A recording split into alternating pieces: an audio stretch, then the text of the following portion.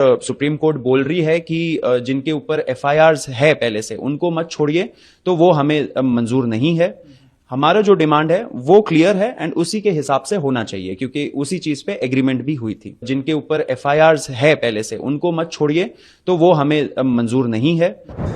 কিছুদিন আগে এই সৌরভ দাস যে সিজেপি পার্টির স্পোক্সপারসন, ন্যাশনাল স্পোক্সপারসন, সে বলছিল যে একদম আমরা সহমত যারা অ্যানার্কি করেছে তাদের এগেনস্টে সরকার ব্যবস্থা নিক। जिन्होंने भी ऐसा एंटी सोशल एलिमेंट्स ने मीडिया के खिलाफ, लोगों के खिलाफ, जिन्होंने भड़काया, जिन्होंने ये वायलेंस किया, ऐसे लोग सीजेपी के सपोर्टर नहीं है। ये एंटी सोशल एलिमेंट्स घुसाए गए। हम लोग ऐसे एक्शंस के लिए हम लोग उनको खंडन करते हैं। আর আজকে আপনারা দেখছেন যে একদম পুরোপুরি 360 ডিগ্রি অ্যাঙ্গেলে ঘুরে গেলেন, বললেন যে যাদের ওপর নাকি এফআইআর রয়েছে, অর্থাৎ যাদের ওপর অপরাধমূলক দাগ রয়েছে, যারা হ্যাবিচুয়াল অফেন্ডার, যারা আগে অপরাধ করেছে, তাদের বিরুদ্ধেও নাকি সুপ্রিম কোর্ট অ্যাকশন নিতে পারবে না। অর্থাৎ এখান থেকে এটা বোঝা যাচ্ছে যে সুপ্রিম কোর্টকে সরাসরি বলা হলো যে শর্ত নয়, মুক্তি চাই। ডেডলাইন পর্যন্ত দেওয়া হয়েছে যে আজ রাত 12টায় যদি সুপ্রিম কোর্ট কথা না শোনে তাহলে আবারও শুরু হবে আন্দোলন। সুপ্রিম কোর্ট এই ঝান্ডুদের কথা শুনবে? মানে এতটা খারাপ পরিস্থিতি আমাদের দেশের হয়ে গেছে কি? মানে তারা এবার ডিসাইড করবে যে সুপ্রিম কোর্ট কি, মানে আমি একটা কথা পরিষ্কারভাবে আপনাদের উদ্দেশ্যে আমি চাই যেটা প্রত্যেকটা মানুষ জানুক, যে সুপ্রিম কোর্টও নিজের মন মর্জি চলে না। সুপ্রিম কোর্টকেও অ্যাকর্ডিং টু লই চলতে হয়।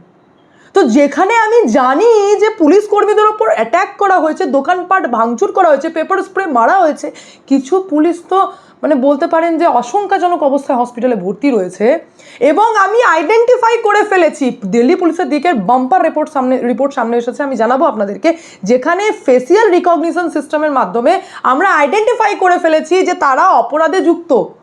তাহলে এটা সিজেপির স্পোক্সপারসনের ডিম্যান্ড যে সেই অপরাধীদেরকে ছেড়ে দেওয়া হোক? তারা এখন সুপ্রিম কোর্টকে শর্ত দেবে? সুপ্রিম কোর্টকে সেটা মানতে হবে? এত খারাপ পরিস্থিতি এসেছে। আজ আমি আপনাদের সামনে সৌরভ দাস যে কত বড় প্লেয়ার তারই ডিটেলস আমি আজকে আপনাদের সামনে তুলে ধরবো। তার পাশাপাশি আজ আমি আপনাদেরকে জানাবো যে কিভাবে দিল্লি পুলিশ টোটাল 2873 জনকে আইডেন্টিফাই করেছে, এবং সুপ্রিম কোর্টও নিজের ডিসিশনে অনর রয়েছে। কিন্তু আজকে যে ডেডলাইন দিয়েছে ককরোচ জনতা পার্টির দিক থেকে, এখন দেখা যাক কি হয়, সেদিকে আমরা দেখবো। কিন্তু এই যে সৌরভ দাস, এনার বিষয়ে আমি প্রথমেই আপনাদেরকে জানাবো যে সৌরভ দাস যিনি সিজেপির স্পোক্সপারসন, ইনি আগের বছরই গিয়েছিলেন নরওয়েতে একটা ইভেন্ট ছিল। ভালো করে বুঝুন, ইভেন্টটা অর্গানাইজ করা হয়েছিল ওয়ার্ল্ড এক্সপ্রেশন ফোরাম থেকে। সমস্ত কিছু আপনারা নেটে একদম পেয়ে যাবেন। এগুলো জানেন তো, বিদেশি ইনফ্লুয়েন্স থাকলে ওই যে মেটার দিক থেকে আমাদের প্রধানমন্ত্রীর ভিডিও নাকি ব্লক করে দেওয়া হয়েছিল, তারপর আবার ক্ষমা চেয়ে ভিডিওটা ওপেন করা হয়েছে। মানে কি, বিদেশি কতটা ইনফ্লুয়েন্স রয়েছে বুঝতে পারবেন। কিন্তু আমি তাও আপনাদেরকে জানাই যে এই সমস্ত খবর এখনও নেটে রয়েছে, ব্লক করা যায়নি। ভালো করে দেখুন যে এই সৌরভ দাস গেছিল নরওয়েতে আগের বছরই একটা ইভেন্টে, যে ইভেন্ট অর্গানাইজ করেছিল ওয়ার্ল্ড এক্সপ্রেশন ফোরামে। যে থিম ছিল ইভেন্টের, তার নাম হচ্ছে দ্য ইয়ার অফ রেজিস্ট্যান্স, বিরোধীদের বছর। এটা ছিল ইভেন্টের থিম, যেটার চেয়ারপারসন হচ্ছে ম্যাডস নিগার্ড। এই ম্যাডস নিগার্ডটা হচ্ছেন ডাগসাভিসন বলে একটি পত্রিকা রয়েছে, একটি পেপার রয়েছে, একটি সংবাদ মাধ্যম রয়েছে, যার সিইও হচ্ছেন এই ম্যাডস নিগার্ড, যিনি পুরো ইভেন্টের চেয়ারপারসন ছিলেন। সেখানে কে গিয়েছিল সৌরভ দাস, যার থিম কি ছিল, বিরোধীদের বছর। এবং সেখানে এই ডাগসাভিসন যা বলতে পারেন যে সবসময় তাদের মনে হয় যে রাশিয়া আর চায়নার মতো ভারতেও নাকি হিউম্যান রাইটস ভায়োলেশন হচ্ছে এবং সেখানে কেউ সুরক্ষিত নেই। আর একদম এক লাইনে আপনারা বলতে পারেন যে ভারত বিরোধী খবরের কাগজ, যেখানে শুধু অ্যান্টি ইন্ডিয়া মুহিম চালানো হয়, ভারত কতটা খারাপ, ভারতে কি চলছে, ভারত সারাক্ষণ হিউম্যান রাইটস ভায়োলেশন করছে, এই খবরই এই ডাগসাভিসন দেয়। এবার ডাগসাভিসনের নিজের ব্যক্তিগত এমন ক্ষমতা নেই যে সে ম্যাডস নিগার্ড বা একজন সাংবাদিককে, আপনাদের মনে থাকবে যখন প্রধানমন্ত্রী গিয়েছিলেন, নাম হচ্ছে হেলে লিংস, তিনি অপমান করেছিলেন, মানে এমন একটা কোয়েশ্চেন করে ভারতকে বিপদে ফেলার চেষ্টা করেছিলেন। পরে ওনার প্ল্যানিং ফাঁস হয়, কিন্তু একজন মানে মহিলা পত্রিকা আপনাদের মনে পড়ছে যিনি প্রধানমন্ত্রীকে অপ্রস্তুত পজিশনে ফেলে দিয়েছিলেন। পরে বিভিন্ন রকম লিঙ্ক পাওয়া গেছিল, ইনিও এই সংবাদ মাধ্যমেই কাজ করেন। এবার আরও ডিটেলসে যাই যে এনাদের স্যালারি এই ডাগজাভিশন দিতে পারে না, ডাগজাভিশনকে টাকা দেয়, মানে ডাগজাভিশন কার মাধ্যমে চলে ফ্রিট ওআরডি সংস্থার মাধ্যমে, যে ফ্রিট ওআরডিকে টাকা দিচ্ছে open society foundation. Open society foundation কার? জর্জ সোরোসের। তো যে জর্জ সোরোসের কোম্পানি যখন কোনো সংস্থাকে টাকা দিচ্ছে, সেই সংস্থার মাধ্যমে ইভেন্ট অর্গানাইজ করা হচ্ছে, সেই ইভেন্টের থিম হচ্ছে বিরোধীদের বছর, আর সেখানে কে উপস্থিত থাকছে? সৌরভ দাস। এই সৌরভ দাসের ডিম্যান্ড কি? Contradictory statement. প্রথমে স্টুডেন্টের মুখোশ পড়ে সে বলল যে সুপ্রিম কোর্ট যদি অপরাধীদেরকে পানিশমেন্ট দিতে চায় তাহলে দিতে পারে, অর্থাৎ যাদের বিরুদ্ধে আগে এফআইআর রয়েছে তাদেরকে পানিশমেন্ট দিতে পারে, স্টুডেন্টদেরকে ছেড়ে দিতে হবে। Good demand. আজ ভয়ঙ্কর কন্ট্রাডিক্টরি স্টেটমেন্ট, বলছে অপরাধমূলক এফআইআর থাকলেও তাদেরকে ছাড়া যাবে না। এইবার চলে আসি সুপ্রিম কোর্টে গতকালকে কি শুনানি হয়েছে সেটাও আপনাদেরকে জানতে হবে। সুপ্রিম কোর্ট পরিষ্কারভাবে জানিয়ে দিয়েছেন যে যদি কোনো স্টুডেন্টের ওপর পুলিশের দিক থেকে খারাপভাবে কোনো কারবাই করা হয়ে থাকে তাহলে আমরা উচ্চ পর্যায়ের তদন্ত কমিটি গঠন করব, যাতে স্টুডেন্টরা স্যাটিসফাইড থাকে। 18 বছরের নিচে যদি স্টুডেন্ট কোনো ভয়ঙ্কর কাজ করে থাকে তাহলে তাদেরকে আমরা ছেড়ে দেবো, কিন্তু 18 বছরের ওপরে যাদের বিরুদ্ধে আগে থেকে অপরাধ করার রেকর্ড রয়েছে, যাকে আমরা হ্যাবিচুয়াল অফেন্ডার বলে থাকি, এরকম কেউ থাকলে সুপ্রিম কোর্ট অ্যাকশন নেবে। পর্যবেক্ষণে কি কি বলা হয়েছে? পরিষ্কারভাবে বলা হয়েছে যে সম্পূর্ণ স্বাধীন তদন্ত হবে। সেকেন্ড হচ্ছে তদন্ত হবে পুলিশ কর্মীদের ওপর হামলা হওয়ারও, কারণ আমাদের দেশের পুলিশ র্যাব তারা মানুষ, পশু নয়, তাদের ওপরেও তদন্ত, তাদেরকে যেভাবে অ্যাটাক করা হয়েছে সেই তদন্ত সুপ্রিম কোর্ট বলেছেন একদম নিরপেক্ষভাবে হবে। আর তাছাড়া যেটা বলা হয়েছে সেটা হচ্ছে সিসিটিভি ফুটেজ, ড্রোন ফুটেজ এবং বডি ক্যামেরা রেকর্ডিং আর পিসিআর লগ সংরক্ষণ করতে হবে। ব্যাস, যেই সুপ্রিম কোর্ট থেকে এই অর্ডার এসেছে যে CCTV footage, body recording, camera recording এই সমস্ত সংরক্ষণ করা হবে, মানে বুঝে গেছেন যে এবার তো তদন্ত স্টার্ট হবে। তদন্ত স্টার্ট হলে এই যে দমনমূলক ব্যবস্থা নেওয়া হবে, আর সে তো ভয়ঙ্কর। আর ইউএপিএ অ্যাক্ট লেগে গেলে তার তো মোটামুটি জীবন বরবাদ। ব্যাস, তখনই সৌরভ দাসের বিদেশি প্রেম জেগে উঠলো আর সে শুরু করে দিল, না অপরাধী যারা রয়েছে যদি এফআইআর থাকেও তো তাদেরকেও ছেড়ে দিতে হবে। কেন ছেড়ে দিতে হবে? কারণ দিল্লি পুলিশের দিক থেকে ওপেন টু অল করে দেওয়া হয়েছে পাবলিকদের উদ্দেশ্যে, যে পাবলিকরা জানুক। সেখানে দিল্লি পুলিশের দিক থেকে পরিষ্কারভাবে জানিয়ে দেওয়া হয়েছে যে সংসদ চলো যে কর্মসূচি হয়েছে সেই কর্মসূচিতে আমরা 2873 জনকে আইডেন্টিফাই করেছি। এবার যাদেরকে আইডেন্টিফাই করেছি তারা কে? তারা দোকানপাট ভেঙেছে, গাড়ি পুড়িয়েছে, তারা পুলিশের ওপর পেপার স্প্রে মেরেছে, পুলিশের ওপর অ্যাট্যাক করেছে এবং একটা ভয়ঙ্কর পরিস্থিতি তৈরি করেছে, মানে ব্যারিকেড ভেঙে দিয়েছে, এপার ওপার লাফ মেরেছে, এই সমস্ত কাজ করেছে।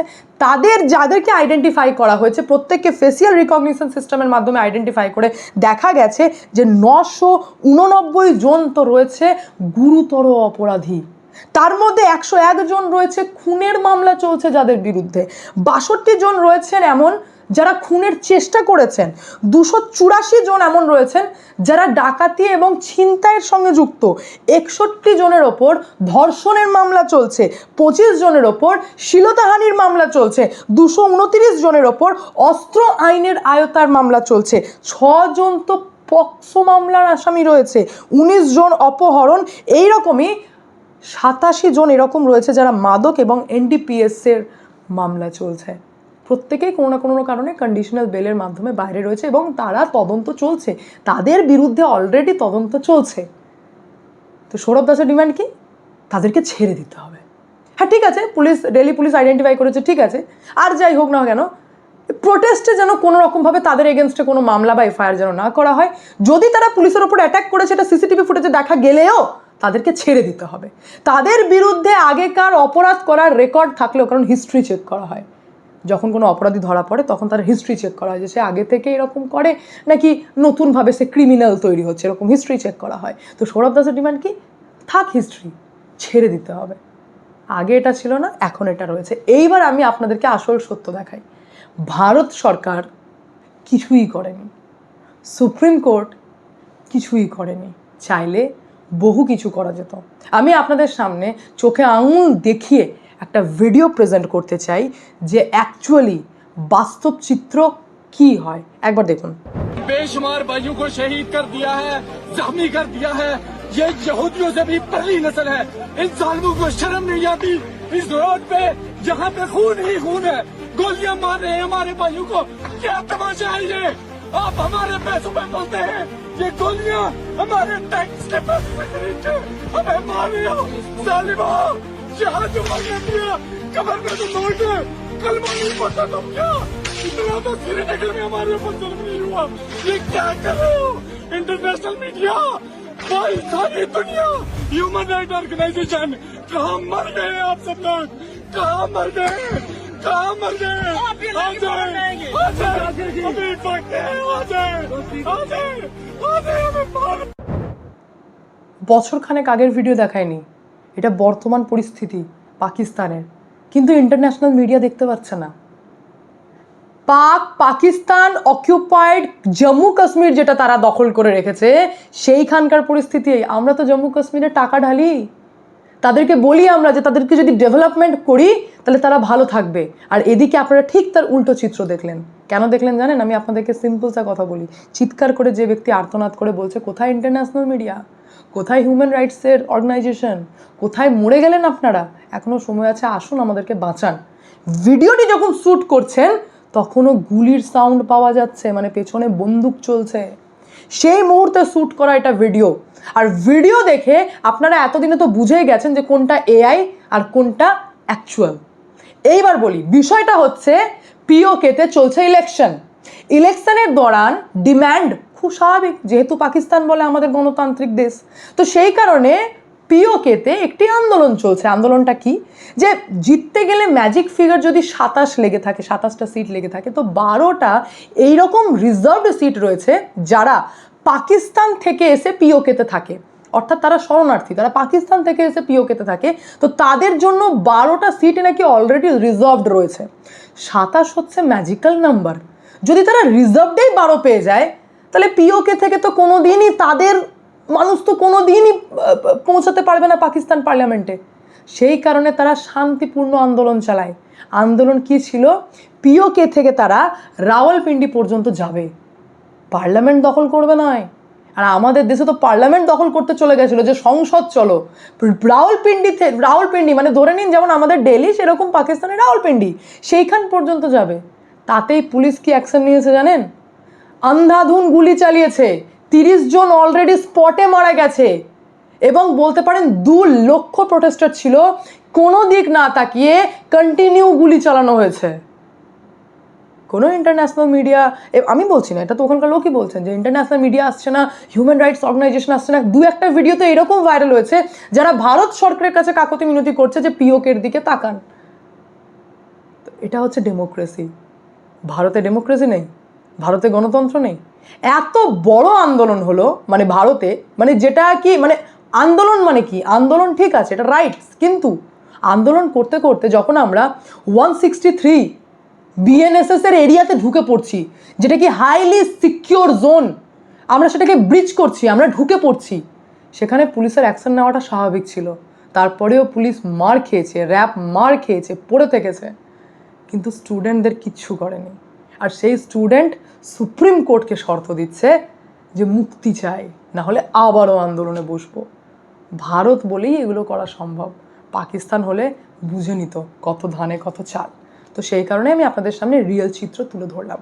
আর তার পাশাপাশি আজকে আমি সৌরভ দাস, সিজেপির যে ন্যাশনাল স্পোক্স পারসন, তারও ডিটেলস চরিত্র, অ্যাকচুয়াল চরিত্র আমি আপনাদের সামনে ফাঁস করেছি। বাকি পুরো বিষয় নিয়ে আপনাদের কি মন্তব্য অতি অবশ্যই কমেন্টের মাধ্যমে জানান। আমি এখানে এন্ড করি, দেখা হচ্ছে নেক্সট ভিডিওতে। ভালো থাকবেন, সুস্থ থাকবেন, সঙ্গে অদ্বিতীয়া চ্যানেলকে অতি অবশ্যই সাবস্ক্রাইব করবেন, কারণ একটাই, যা হবে স্পষ্ট হবে।